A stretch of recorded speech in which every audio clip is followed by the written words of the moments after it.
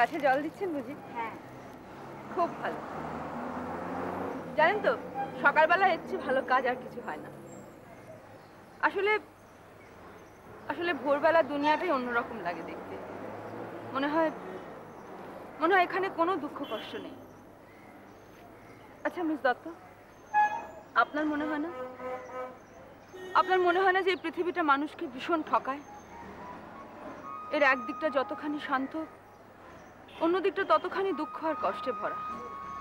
আর আর এই রিয়েলিটিকে ফেস করা ভীষণ ডিফিকাল্ট।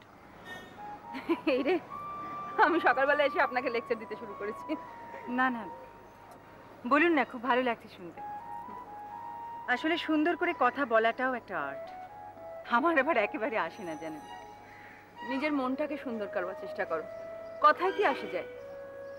আসলে তোমার অন্তরটা ভীষণ সুন্দর মালিনী। এই যা, আমি তুমি বলে ফেললাম। না না, তুমিই তো বলবেন। আমিও বলবোই ভাবছিলাম। আপনার মুখে তুমি শুনতে তো ভালো লাগে। একটা মেয়েকে উদ্ধার করতে হবে, আর তাই তোমার কাছে আসা। আবার কোথায় কি হলো? এত সহজেই অস্থির হলে হবে? এই পৃথিবীর দুঃখ কষ্ট কি এত তাড়াতাড়ি মাপা যায় মালিনী? না, আমি তো এখন আপনার মতো অভ্যস্ত হইনি। আচ্ছা, তোমার সেই বকুলকে মনে পড়ছে? গত বছর আমাদের হোমে এসেছিল বকুল। হ্যাঁ, ওর পাশের ঘরে একটি মেয়ে এসেছে জানো। ওর বাবা ওর ভাই ওকে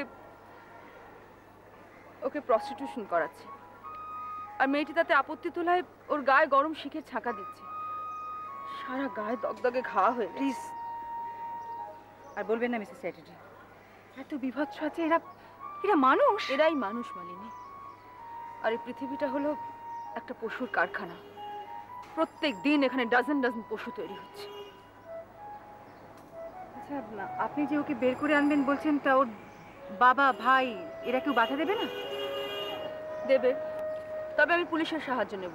আসলে বস্তিটা যে এলাকায় পড়ে ওই এলাকার অফিসার আমার ভীষণ চেনা, কাজে সাহায্য আমি পাবো। তুমি যাবে আমার সঙ্গে?